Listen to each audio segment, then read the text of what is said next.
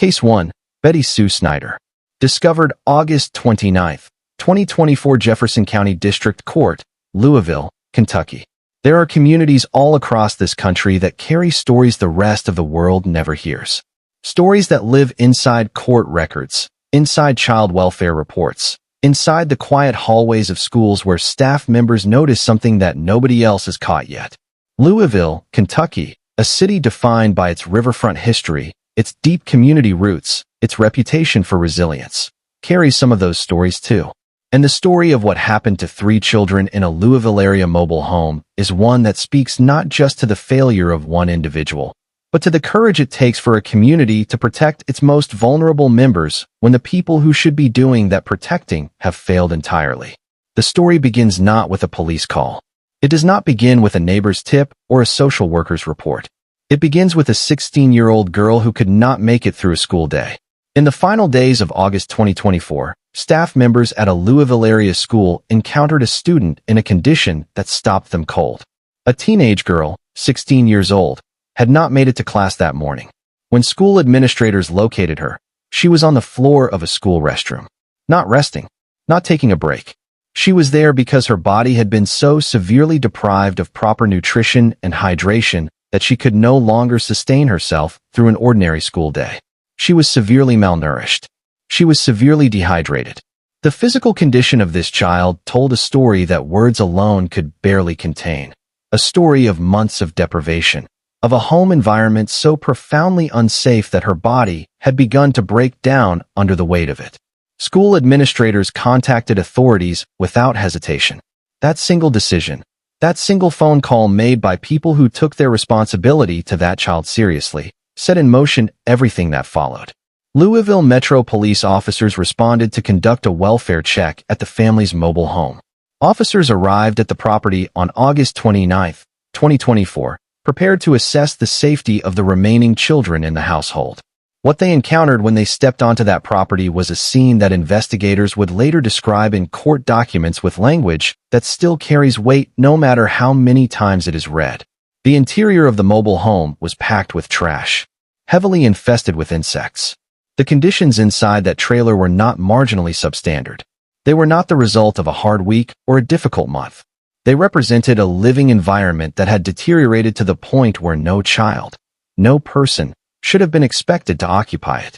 And yet the most disturbing discovery made by those officers that morning was not inside the trailer at all. It was in the backyard.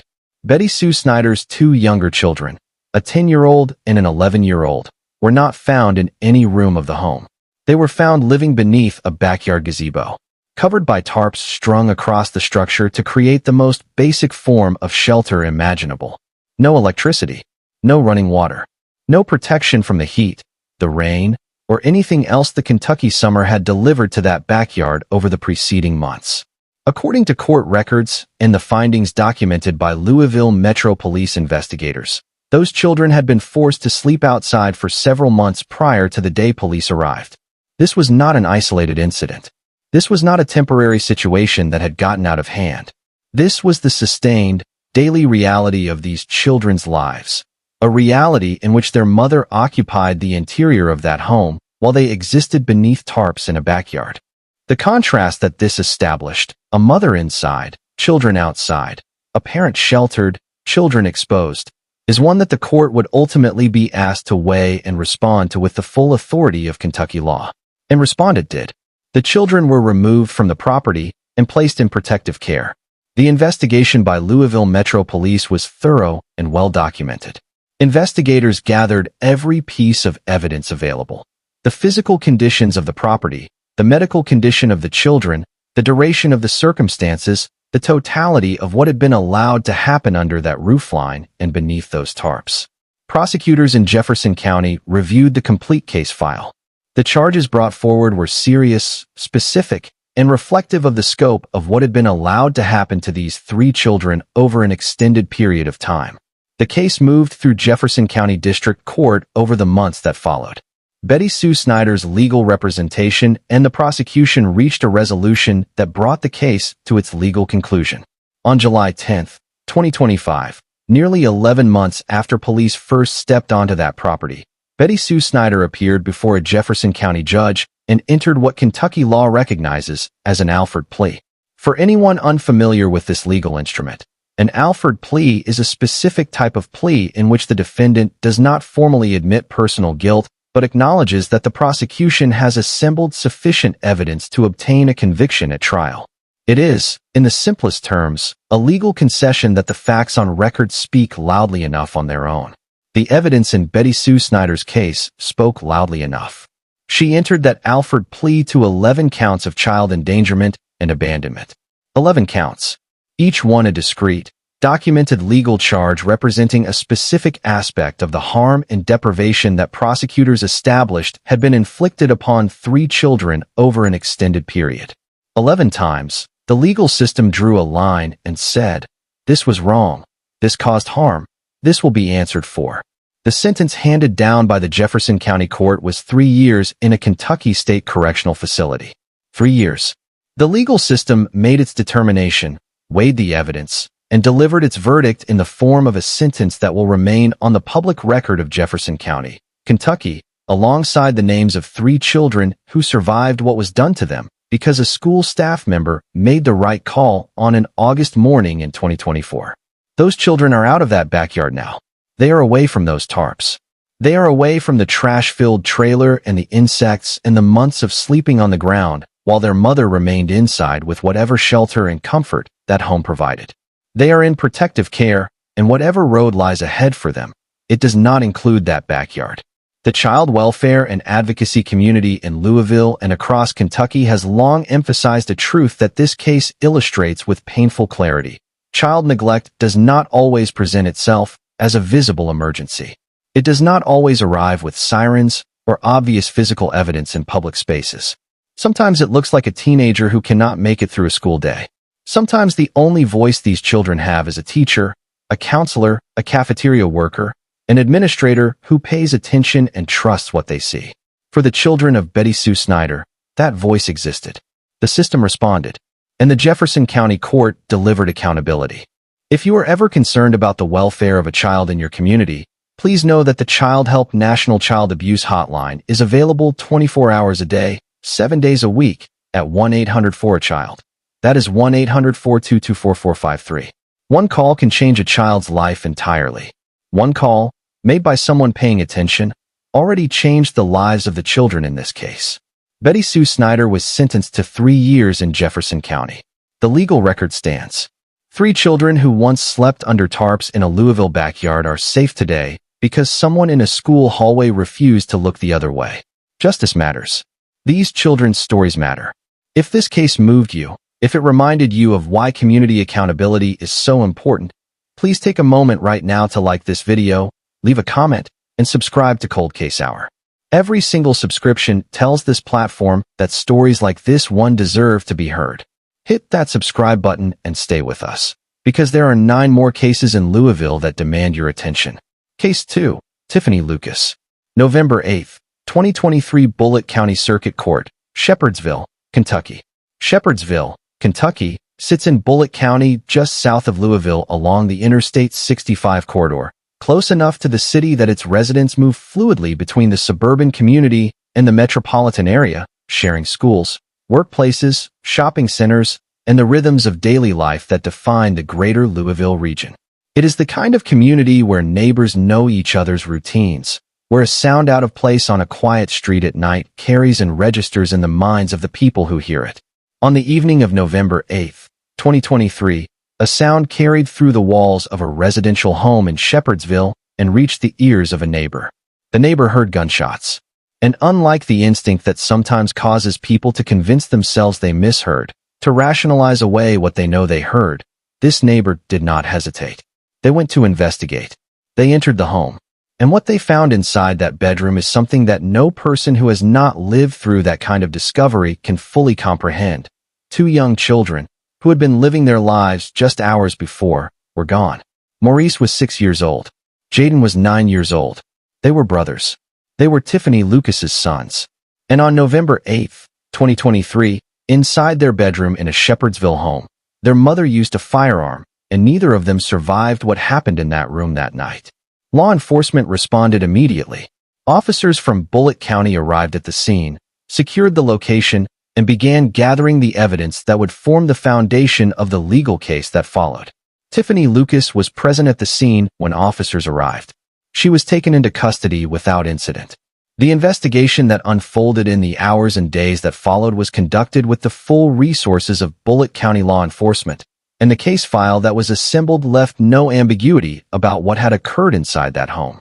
Prosecutors in Bullitt County reviewed the evidence and made their determination. The charges brought forward were 2 counts of murder, 1 for Maurice, 1 for Jaden. 2 counts, 2 sons, 2 lives that had been building toward futures that would now never arrive.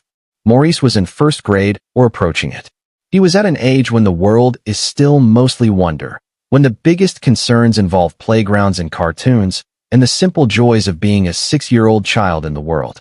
Jaden was 9, old enough to be developing his own personality, his own interests, the particular set of preferences and quirks that make a 9-year-old boy himself and nobody else.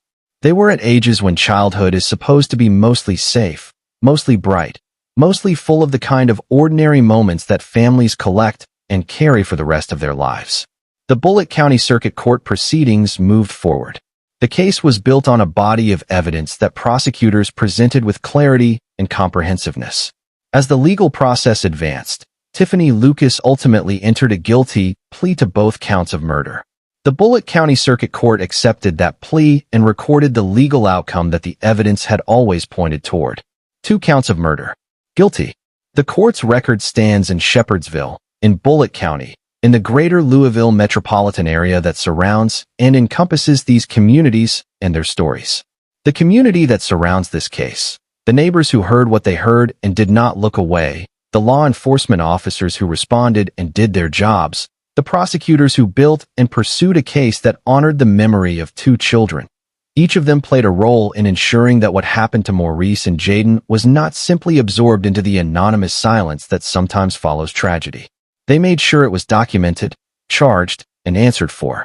Child safety advocates and family crisis intervention professionals frequently point to cases involving young children as the most critical area for community awareness, not because older children matter less, but because children under 10 are almost entirely dependent on the adults in their lives for every dimension of their safety. They cannot remove themselves from danger. They cannot call for help. They rely entirely on the adults around them. And when those adults fail them at the most fundamental level, it is the community, the neighbor who pays attention, the system that responds, that represents their only protection.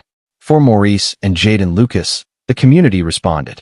It came too late to save them, but it responded with clarity, with accountability, and with a legal outcome that made certain their names would be spoken in a courtroom, that their loss would be formally recognized, and that the person responsible would face the full weight of what the law demands. Tiffanie Lucas entered a guilty plea to 2 counts of murder in Bullitt County Circuit Court. Maurice was 6.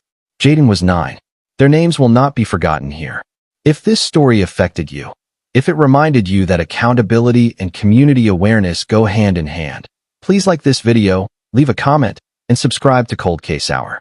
These children deserve to be remembered, and your subscription keeps these stories alive on this platform. Like, comment, and subscribe. We honor them by continuing. Case 3, Amber Winstead. January 1st, 2025, Jefferson County, Kentucky. The first hours of a new year carry a particular emotional weight. Across Louisville and across every city in this country, families gather, celebrate, and welcome the turn of the calendar with a sense of optimism that is as human as anything we do. January 1st is supposed to represent renewal. It is supposed to represent the particular hope that comes from closing one chapter and stepping forward into the next. In the early morning hours of January 1st, 2025, at approximately 4:40 in the morning, Louisville Metro police officers responded to a call at a Motel 6 located on Airport Hotel Boulevard in South Louisville. And what they found in that motel room marked the beginning of a case that would work its way through the Jefferson County legal system for the better part of a year before reaching its legal conclusion. Amber Winstead was 36 years old. She had a 3-month-old infant in her care that night. A baby. A child so young that the entire span of their existence, every single day they had ever been alive, every breath they had taken, Every moment they had spent in the world was contained within 90 days. 3 months old. At that age, an infant is entirely and completely dependent on the adult responsible for their care in a way that is total and absolute. They cannot feed themselves. They cannot move themselves. They cannot call for help or signal danger or do anything at all to protect themselves from any circumstance in their environment. They exist in a state of pure trust. The kind of trust that has no language behind it. The kind that is simply the biological condition of being new to the world and dependent on someone else for everything. Court records and investigative findings established the sequence of events that led to that 4:40 call on New Year's morning. Amber Winstead had been using narcotics throughout the course of December 31st into the early hours of January 1st. At some point during the overnight hours, she entered the motel bathtub with her 3-month-old infant while in an impaired state. She fell asleep in that bathtub. When another individual present in the motel room woke Winstead some hours later, the infant was submerged beneath the water in the bathtub. The baby was not breathing. Emergency responders were summoned. The infant did not survive. Louisville Metro police officers arrived, secured the scene, and began the investigative process that would ultimately lead to charges. The physical evidence gathered at the motel, the toxicological findings, and the account of what transpired that night were all documented and reviewed by Jefferson County prosecutors as they assembled the legal case. The case moved through Jefferson County Court over the months that followed that January morning. Amber Winstead was charged in connection with the loss of her infant child.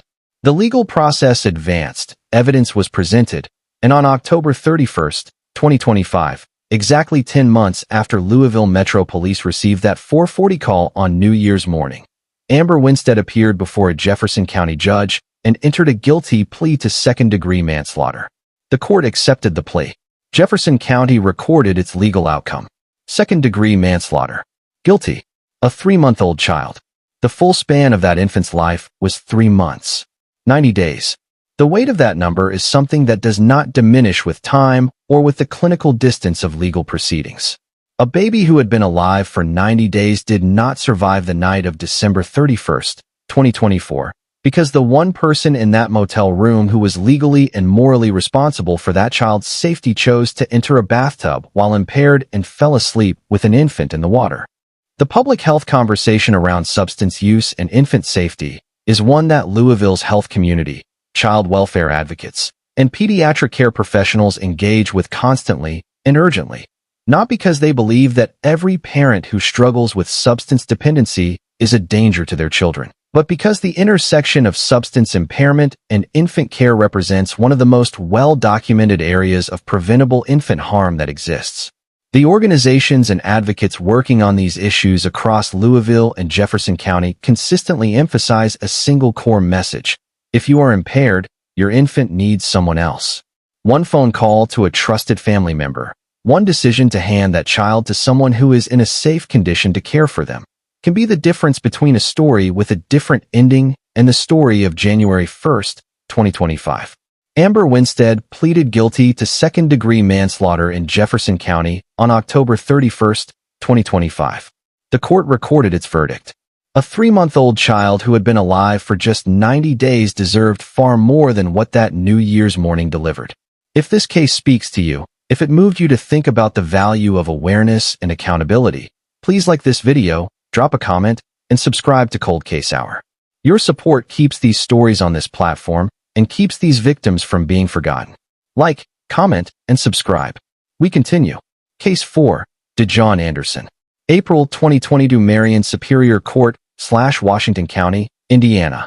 There are cases in the Louisville true crime record that extend beyond the city's boundaries. Cases that begin on Louisville streets and then travel across state lines. Cases that generate multi-year investigations. Cases that put federal law enforcement resources into motion and ultimately conclude in courtrooms hundreds of miles from where they began. The case of Dejaune Anderson and her 5-year-old son Cairo Jordan is one of those cases. It is a case that began in a Louisville apartment in April of 2022, wound through 2 states, drew the attention of federal marshals, and concluded with an arrest in California 2 years after the crime was committed. It is one of the most widely covered and deeply unsettling cases in Louisville's recent true crime history. Cairo Jordan was 5 years old. 5 years old is an age that carries a very specific quality of childhood, old enough to be curious about the world in a genuine, expansive way, old enough to have developed a personality that the people around him would have recognized and remembered, old enough to have started building the foundation of memories and experiences and relationships that are supposed to accumulate across a lifetime. Cairo Jordan was at the beginning of all of that. He was 5 years old, living in a Louisville apartment, and in April of 2022, he lost his life at the hands of his own mother. Dejaune Anderson caused the loss of her 5-year-old son Cairo Jordan inside their Louisville apartment. The precise details of how Cairo Jordan lost his life were documented through the investigative process and court proceedings that followed. What is established by court records is that after Cairo Jordan's life ended in that apartment, Dejaune Anderson made a series of decisions that transformed an already devastating act into one of the most disturbing cases of its kind in Louisville's modern history. She packed Cairo Jordan's remains into a suitcase. Not any suitcase, a distinctive, hard-shell suitcase with a Las Vegas theme, a piece of luggage that was visually identifiable in a way that would ultimately prove significant to the investigation. She placed that suitcase in her vehicle, drove north from Louisville, crossed the Ohio River, and continued into southern Indiana. In Washington County, Indiana, in a wooded area removed from population centers, she left that suitcase among the trees and drove away. She then continued her life. She moved. She traveled. By the time law enforcement caught up with her, she had made her way entirely across the country to California. The discovery of the suitcase and the remains of Cairo Jordan set off an investigation that drew resources from multiple law enforcement agencies across 2 states. The distinctive appearance of that Las Vegas-themed hard-shell suitcase became a critical element of the investigation, a physical description that was shared publicly, that generated tips, and that helped investigators begin building the evidentiary trail that ultimately led back to the Louisville apartment and to Dejaune Anderson. The investigation spanned 2 years. It involved Louisville Metro Police, Indiana law enforcement authorities, and ultimately federal marshals. The multi-jurisdictional nature of the case, a crime committed in Kentucky, remains transported to Indiana, a suspect eventually located in California, required coordination across multiple law enforcement systems, and the application of federal resources to locate and apprehend a suspect who had put significant distance between herself and what she had done. In March of 2024, nearly 2 full years after Cairo Jordan lost his life in that Louisville apartment, federal marshals located Dejaune Anderson in California and took her into custody. She was extradited to Indiana to face the legal proceedings that Washington County and Indiana prosecutors had prepared in connection with the discovery of Cairo Jordan's remains and the evidence assembled across 2 years of investigation. The charges brought against Dejaune Anderson were serious and comprehensive: murder, neglect of a dependent, and abuse of a corpse. Each charge addressed a distinct dimension of what the evidence established had happened: the act that ended Cairo's life, the failure that defined the circumstances leading to that act, and the decisions made afterward to conceal what she had done. Cairo Jordan was 5 years old. His name, Cairo Jordan, is the kind of name that carries weight. It is specific. It is individual. It belongs to a child who had a life, however brief, that was entirely his own. A child who had a face, a voice, preferences, moments of joy and curiosity that the people who knew him would have recognized. He deserved every year that should have followed his 5th. He deserved to grow up. He deserved the protection of the one person in his life whose entire legal and moral obligation was to ensure exactly that. The legal proceedings in Indiana continued following Anderson's extradition. The case, built on 2 years of multi-state investigation, stands as one of the most significant accountability efforts in recent Louisville area true crime history, not only because of the severity of the charges, but because of the years of persistent, coordinated law enforcement work that made the arrest possible despite the geographic distance Anderson had placed between herself and the crime. 2 years. Federal marshals. A cross-country arrest. A Las Vegas-themed suitcase left in the Indiana woods. These are the details of a case that represents not only the horror of what was done to a 5-year-old child in a Louisville apartment, but also the unwavering commitment of law enforcement to pursue accountability regardless of how far a suspect runs or how much time passes. Cairo Jordan was 5 years old. His name is on the record. The investigation found him. The law followed where it led. If this case reached you, if Cairo's story stayed with you, please like this video, leave a comment, and subscribe to Cold Case Hour. Justice takes time, but it comes. Your subscription keeps these cases in front of people who need to hear them. Like, comment, subscribe. For Cairo. Case 5, Billi Joe Smallwood. May 29, 2003 U.S. District Court for the Western District of Kentucky, Louisville. Among the 10 cases documented in this episode, the case of Billi Joe Smallwood stands in a category that is singular in one very specific and important way. It is a federal case. It was investigated and prosecuted not by Jefferson County or any Kentucky state court, but by the United States District Court for the Western District of Kentucky, headquartered in Louisville, under federal law, with federal charges, and a federal sentence that reflects the gravity of what the evidence established about the events of May 29, 2003, on the grounds of Fort Knox military installation. Fort Knox is one of the most recognizable names in American military and financial history. Located in Hardin County, Kentucky, it sits within the broader Louisville metropolitan region and has been an active United States Army installation for over a century. Military families assigned to Fort Knox live in on-base housing units, structured residential communities governed not by Jefferson County ordinances or Kentucky state building codes, but by federal military housing regulations and, critically for the purposes of this case, federal law. Billi Joe Smallwood was a member of a military family living in one of those on-base housing units at Fort Knox in the spring of 2003.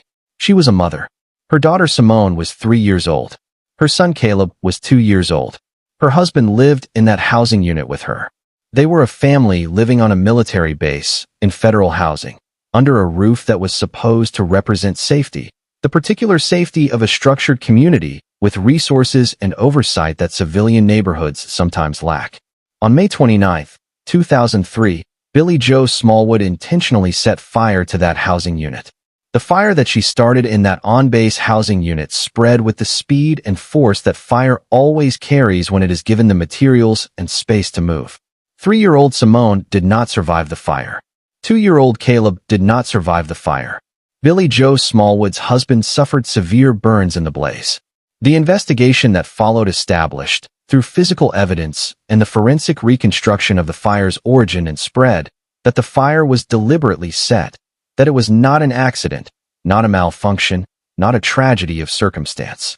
It was an act of intentional arson. Because the crime occurred on a federal military installation, on federal property governed by federal jurisdiction, the case was not handled by Kentucky state prosecutors or Jefferson County courts. It was handled by federal investigators and prosecutors operating under the authority of the United States government. The case was brought before the United States District Court for the Western District of Kentucky, which sits in Louisville and holds jurisdiction over federal criminal matters arising in the western portion of the state. Billi Joe Smallwood was charged under federal law with malicious arson resulting in death. The charge is as precise as it sounds, an act of deliberate fire setting motivated by malice, that resulted in the loss of human life. Federal prosecutors built their case on the investigative findings, the physical evidence from the fire scene, and the expert forensic analysis that established the fire's intentional origin. The federal trial proceeded. The evidence was presented. The jury heard the case. Billi Joe Smallwood was convicted of malicious arson resulting in death. The federal court sentence was life in prison, not a fixed term. Not a number of years with the possibility of early release under standard guidelines. Life in federal prison. A sentence that reflects the federal court's assessment of the severity of what the evidence established, and that reflects the particular weight that the United States government places on crimes that result in the loss of life, particularly the lives of children. Simone was 3 years old. Caleb was 2 years old. Together, they had 5 years of life between them. 5 years. A 3-year-old and a 2-year-old. Children who were still learning what the world was, still discovering the particular textures and sounds and colors of being alive, still entirely dependent on the adults in their lives for every dimension of their safety and survival.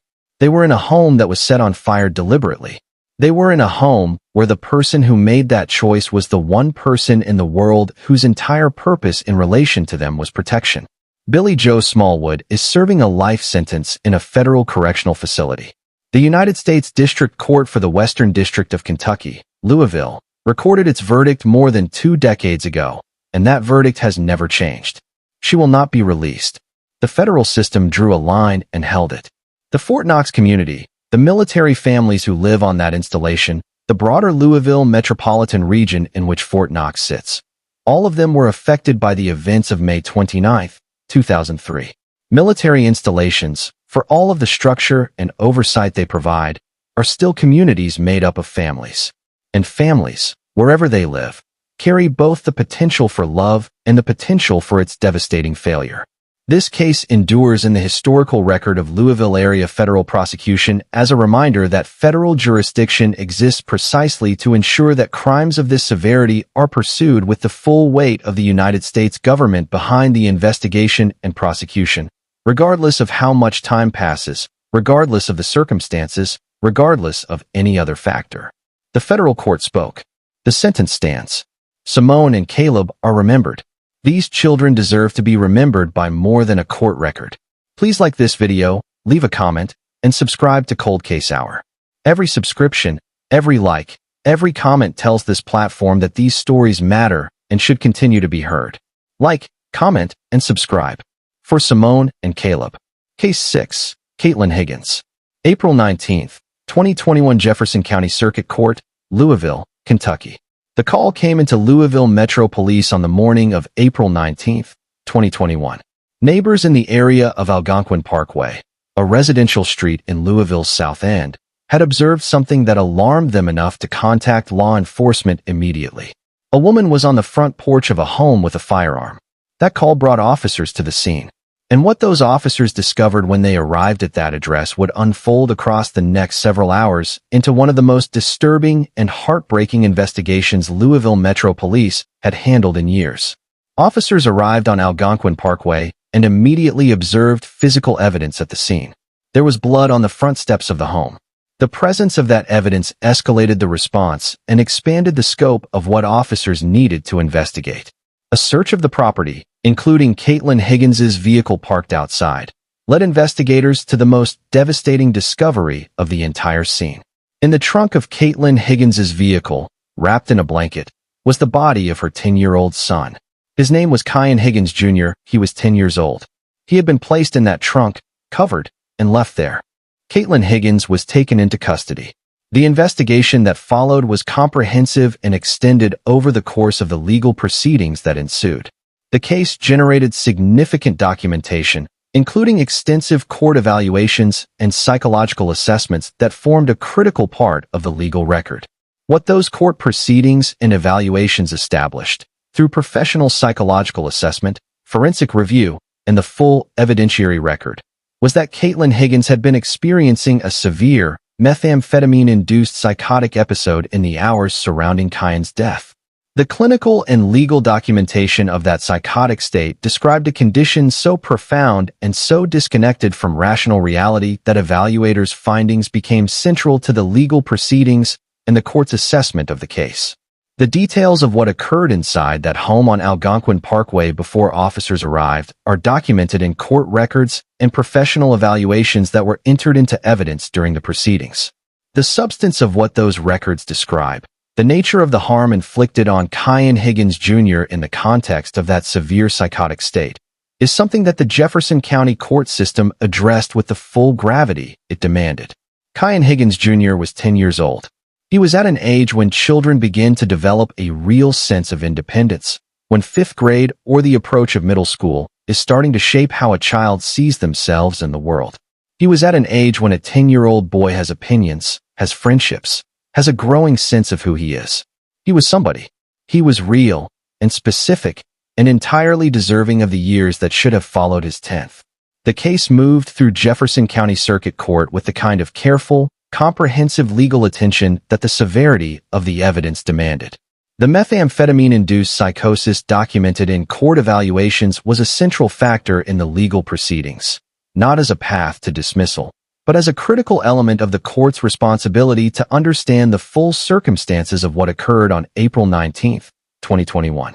The Jefferson County Circuit Court proceedings addressed both the circumstances of Kaitlyn's death and the legal accountability of the person responsible for it. The court record in this case stands as documentation not only of the specific tragedy on Algonquin Parkway, but of the intersection of severe substance-induced mental health crisis and the catastrophic consequences that can result when that crisis goes unaddressed and children are present. The public health and child welfare conversation around substance use, mental health intervention, and the safety of children in households affected by these issues is one that Louisville's advocacy community engages with constantly. Organizations working in this space consistently emphasize that substance-induced psychosis is a recognized, documented medical crisis, and that the systems designed to identify and intervene in these crises exist precisely because the stakes, when they go unaddressed, can be measured in the lives of children who had no say in the circumstances they were placed in. Higgins Jr. was 10 years old. His name belongs on the record. The Jefferson County Circuit Court recorded its proceedings, its evaluations, and its legal determination. The case of Kaitlyn Higgins stands in Louisville's true crime history as a case in which the court system was asked to grapple with the most difficult intersection of criminal accountability and documented mental health crisis, and responded with the full weight of its legal authority. If Kaitlyn's story affected you, if it reminded you how important mental health resources and child protection systems are, please like this video, leave a comment, and subscribe to Cold Case Hour. We keep these stories alive because the victims deserve to be more than a forgotten case file. Like, comment, and subscribe. Case 7. Gail Lynn Kuntz. July 1988 Jefferson County Circuit Court, Louisville, Kentucky. Some cases in the Louisville true crime record are not recent. They did not happen in the age of social media, of live-streamed police scanners, of case updates pushed to smartphones in real time. They happened in a different era, were covered by a different media landscape, and were processed by a justice system that has changed significantly in the decades since. But the facts of those cases, the lives that were lost, and the legal outcomes that resulted do not diminish with time. They remain in the court record. They remain in the historical memory of a city. They remain in the parole board hearings that have, year after year, brought the name Gail Lynn Kuntz back before the Kentucky Parole Board and produced the same answer every time. The story of Gail Lynn Kuntz begins in July of 1988 in Louisville, Kentucky. It involves two children, Greg, who was 14 years old, and Nikki, who was 10 years old. It involves their home, which should have been the place in the world where they were safest. And it involves their mother, Gail Lynn Kuntz, who on a July day in 1988 used a firearm to end both of their lives inside that home. Greg was 14. He was a teenager, old enough to have a real sense of himself, old enough to have interests and friendships, and a developing understanding of the world and his place in it. He was at that particular stage of adolescence when the future begins to feel both real and possible, when the things a person wants from life start to take shape in ways that are distinct and personal. He was 14, and he had his whole life in front of him. Nikki was 10. She was a child in every sense of the word, in the middle of elementary school, at an age when childhood is supposed to be characterized by the kind of uncomplicated security that lets a kid just be a kid. She was 10 years old, and she had no ability to anticipate or prevent what her mother did in their home that July day. Gail Lynn Kuntz caused both of her children to lose their lives inside that Louisville home. She was arrested. The investigation established the facts of the case with the clarity and comprehensiveness that the Jefferson County Circuit Court required. Prosecutors brought charges of 2 counts of murder, one for Greg, one for Nikki. The Jefferson County Circuit Court proceedings moved forward. The evidence was presented. The jury heard the case. Gail Lynn Kuntz was convicted of 2 counts of murder. The court handed down a sentence of life imprisonment. The verdict was entered into the record of Jefferson County, Kentucky, in 1988, and the legal consequence that followed has remained in place, albeit tested, across the nearly 4 decades since. The testing of that consequence has come through the Kentucky parole system.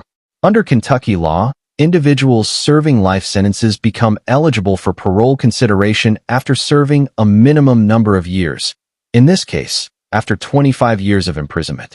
Gail Lynn Kuntz became parole eligible after serving those 25 years. The Kentucky Parole Board was required by law to consider her case. They have considered it more than once. And more than once, the answer has been the same. The Kentucky Parole Board has repeatedly denied Gail Lynn Koontz's release. The board, which reviews parole applications based on a comprehensive assessment of the circumstances of the crime, the nature of the conviction, the conduct of the incarcerated individual, and the risk posed to public safety upon release, has looked at the record of July 1988 in Louisville, looked at the 2 children who lost their lives in that house, and determined, on each occasion it has been asked, that release is not warranted. Greg and Nikki Kuntz, a 14-year-old and a 10-year-old. Their names are in the Jefferson County Circuit Court record from 1988. Their names are in the Kentucky Parole Board records from the hearings that followed their mother's parole eligibility.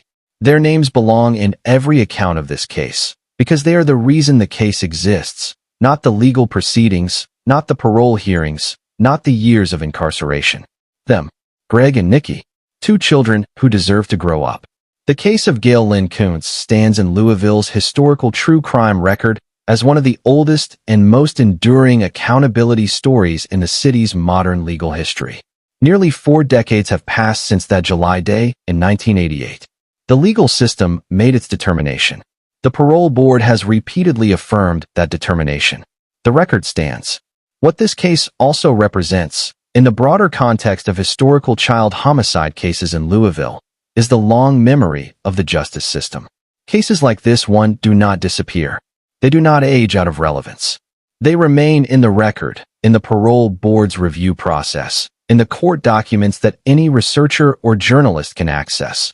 A permanent, public acknowledgement that what happened to Greg and Nikki Kuntz happened, that it was answered for, and that the system continues to revisit that answer on a regular basis to ensure it remains correct. The parole board has said no. Year after year, the record continues. Greg and Nikki's story is part of Louisville's history, and it deserves to be told. Please like this video, leave a comment, and subscribe to Cold Case Hour. Your support keeps these cases visible and these victims remembered. Like, comment, and subscribe. Their names deserve to be heard. Case 8, Zeinab Abdi. June 19, 2025 Jefferson County Circuit Court, Louisville, Kentucky. The Park Duval neighborhood in Louisville's West End is a community that has seen significant investment and revitalization effort in recent years, a residential area characterized by a mix of housing types and a population with deep roots in the city's West End identity. It is a neighborhood where residents live close to one another, where community is built through proximity and shared daily life, and where the sounds of a household can carry through the walls and windows of neighboring homes with relative ease. On June 19, 2025, Louisville Metro Police received a call classified as a trouble run, a call type that indicates a disturbance or emergency situation requiring immediate officer response, at an address in the 2900 block of Wilson Avenue in Park Duval. Officers responded. What they encountered at that address, and what the investigation and subsequent indictment established, represents one of the most alarming cases of family violence in Louisville's 2025 true crime record. Zeinab Abdi was 40 years old. Her 6-year-old daughter was present in the home on Wilson Avenue on June 19, 2025. According to the investigative findings and the indictment that followed, Abdi attacked her 6-year-old daughter inside that home, striking the child in the head with a hammer multiple times. A hammer, used against a 6-year-old child, multiple times. The precision of that detail, the specific, deliberate nature of the instrument and the repetition of the act, is something that the Jefferson County indictment documented with clarity, and something that the court record will carry forward through the legal proceedings that follow. The attack was stopped, not by responding officers, though they arrived quickly. It was stopped by someone already present in the home, Abdi's son, who physically intervened and restrained his mother to prevent the attack from continuing. In the moment of that restraint, as her son held her back from her daughter, Zeinab Abdi told him, "Let me finish her." For words, "Let me finish her," directed at a son who had just physically stopped his own mother from continuing to harm his 6-year-old sister. Those 4 words are part of the court record. They are part of the indictment. They will be part of whatever legal proceedings follow. Emergency services were summoned immediately. The 6-year-old girl was transported to a Louisville medical facility. Medical staff who treated her documented the injuries she had sustained, injuries that included severe skull fractures and significant bleeding affecting her brain. The child had sustained injuries of a severity that required immediate and intensive medical intervention. She survived. Against the severity of what she endured, she survived.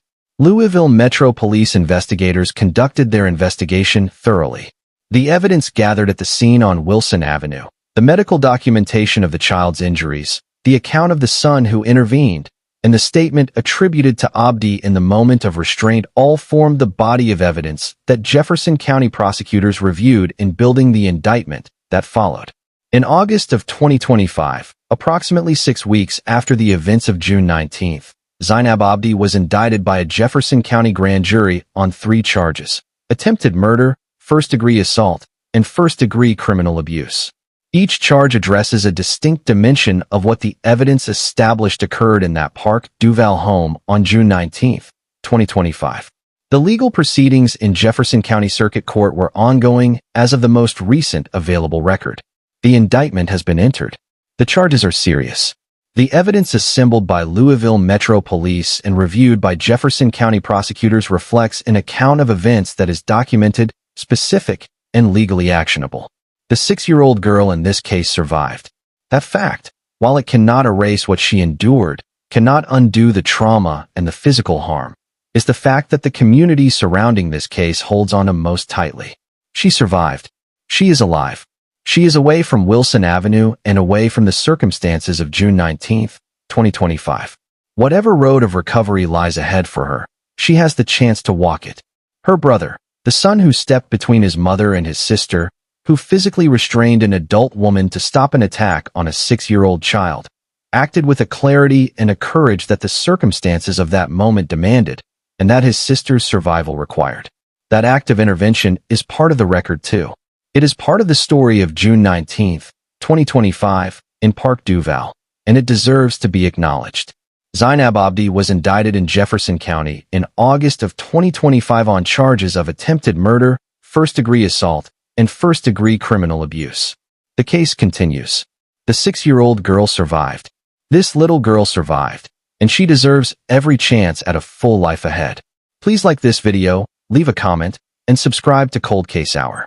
Every view, every like, every subscription keeps this platform supporting content that holds people accountable and honors the children who endure the unthinkable. Like, comment, and subscribe. Case 9, Shelby Kuntz.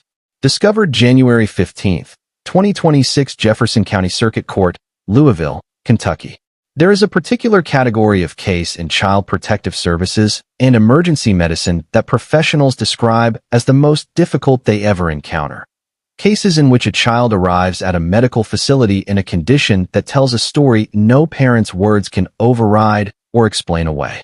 Cases in which the physical evidence of what a child's body has endured is so comprehensive, so multi-layered, and so inconsistent with any accidental explanation that the medical staff who receive that child know, from the moment of arrival, that what they are looking at is the result of deliberate, ongoing, and severe harm inflicted on a child who had no one in their world capable of stopping it.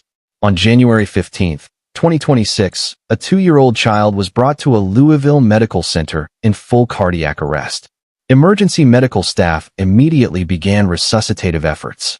The child was stabilized, and the medical examination that followed, the comprehensive clinical assessment of a 2-year-old whose heart had stopped, revealed a picture of physical harm so extensive that the medical team contacted law enforcement before the initial examination was complete. The injuries documented by medical staff at that Louisville facility were numerous, specific, and catastrophic in their combined effect on a child's body. A fractured skull, broken ribs, missing teeth that had been present and were now gone, internal organ damage, severe emaciation. The child's body bore evidence of injuries that spanned multiple systems, skeletal, dental, internal, in a pattern that medical professionals and investigators recognized as reflecting not a single incident, but an ongoing pattern of severe physical harm inflicted over a period of time. 25-year-old Shelby Kuntz and her partner, 27-year-old Nicholas Shanks, were the adults responsible for the care of this 2-year-old child. They were the ones who had brought the child to the medical center. They were the ones whose home represented the environment in which this child's injuries had been sustained. Louisville Metro Police investigators were contacted by medical staff responded to the hospital, and then did what investigators do when the evidence at a hospital points to ongoing harm in a household. They went to the home. What investigators found when they entered the South End residence shared by Shelby Kuntz and Nicholas Shanks compounded what was already a deeply serious situation into something that extended the scope of the case significantly. In that home, investigators located a 1-year-old child, the 2-year-old's sibling. The 1-year-old, a baby by any definition, was also found to be suffering from injuries that required immediate medical attention. That 1-year-old had sustained skull fractures and a broken jaw. A baby, not yet old enough to speak, not yet old enough to understand what was happening around them, had sustained injuries to their skull and their jaw in the home they shared with their sibling and the adults legally responsible for both of them. Both children were removed from the home and transported to medical care. Louisville Metro Police investigators continued their work. Shelby Kuntz and Nicholas Shanks were arrested. The paternal grandmother, also connected to the household, was arrested as well. All three were held on bonds set at $500,000 each. The bond amounts reflect the court's assessment of the severity of the situation and the nature of the evidence assembled by investigators. The case continued to develop in the weeks that followed. In February of 2026, approximately 1 month after the initial discovery, prosecutors added additional charges to the case that extended its scope beyond the harm inflicted on the 2 children in that home. Those additional charges involved severe animal cruelty and the documented mistreatment of animals also present in the residence. The expansion of the charges to include animal cruelty is consistent with a body of research in criminal psychology and child welfare that has long established a documented connection between the abuse of animals in a household and the abuse of children in the same environment. When investigators and prosecutors encounter evidence of both, the additional charges are not merely supplemental. They reflect a more complete picture of the conditions that existed inside that home. The Jefferson County Circuit Court proceedings in this case were ongoing as of the most recent available record. The charges are serious.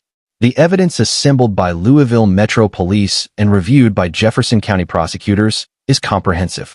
2 children, a 2-year-old and a 1-year-old, are alive today because a medical team responded quickly, because investigators followed the evidence from the hospital to the home, and because the child welfare system intervened to remove both children from a household that had failed them profoundly and repeatedly.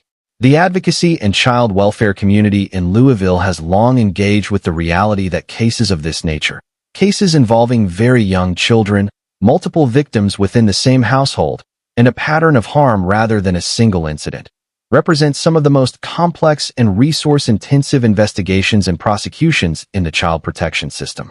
The organizations, medical professionals, investigators, and prosecutors who work these cases do so with an awareness that each child they are working to protect has a name, a face, and a future that depends entirely on the system functioning the way it is supposed to function. For the 2 children on South End, the system functioned. It was a medical center that saw the evidence and called law enforcement.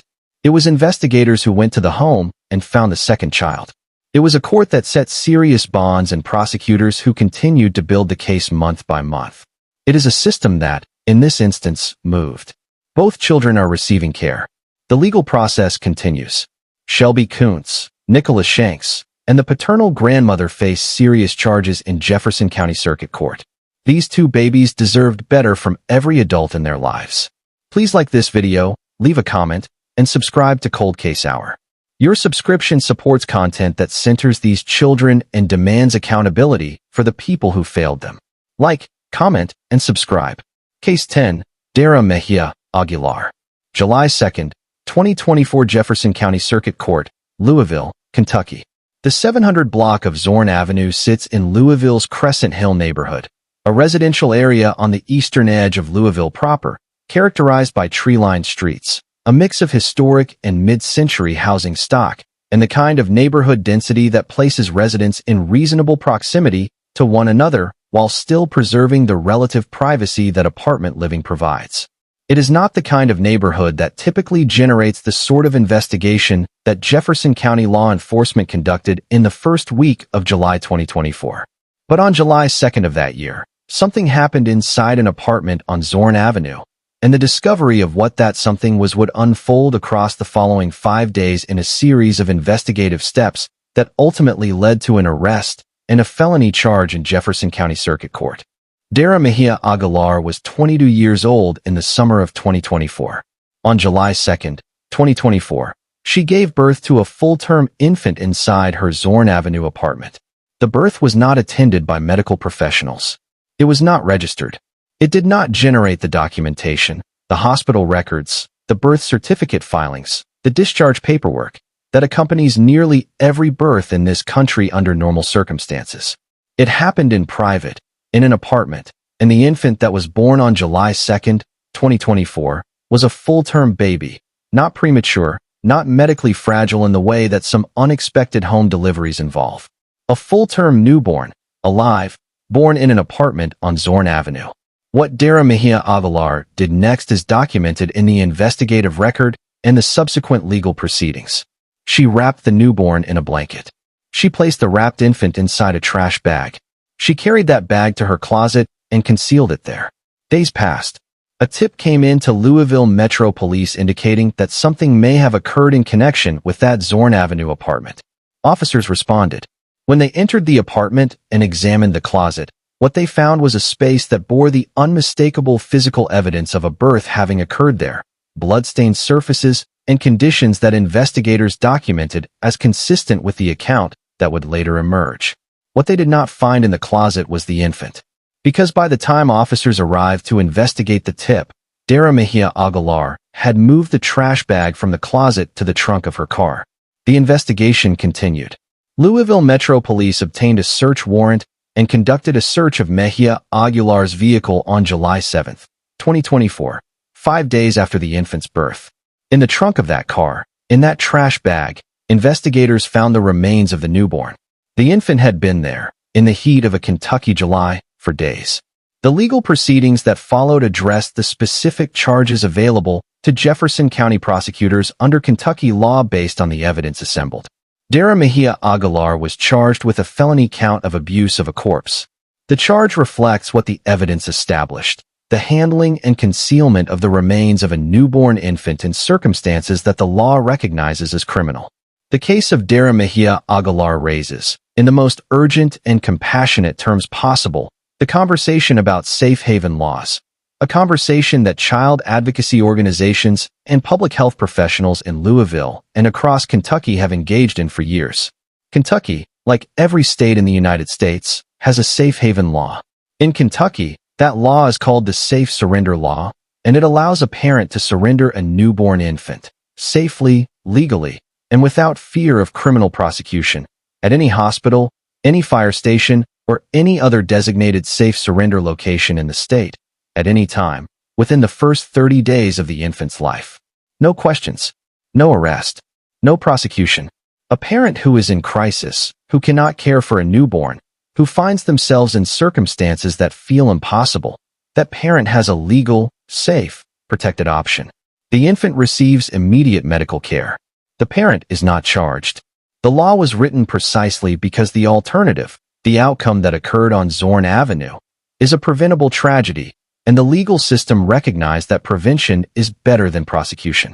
Had Daira Mejia Aguilar known about Kentucky's safe surrender law, had she had access to the information, the support, the awareness that this option existed and that it was available to her without consequence, the events of July 2, 2024, could have had a different ending.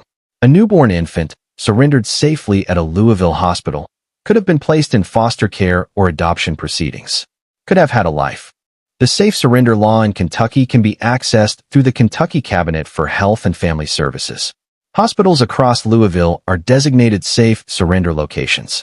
Any Louisville Fire Department station is a safe surrender location. No identification required. No questions asked. 30 days from birth. The number to call for information is the Kentucky Child Abuse Hotline at 1-800-752-6200. Daira Mejia Aguilar was charged with felony abuse of a corpse in Jefferson County Circuit Court. The legal proceedings continued through the Jefferson County court system. The investigative record, the search warrant, the physical evidence gathered at the Zorn Avenue apartment and from the trunk of her vehicle, All of it stands as the evidentiary foundation of a case that documents one of the most silent and one of the most preventable tragedies in Louisville's 2024 true crime record. A full-term newborn, July 2nd, 2024. Zorn Avenue. A life that was contained entirely within the hours between birth and concealment.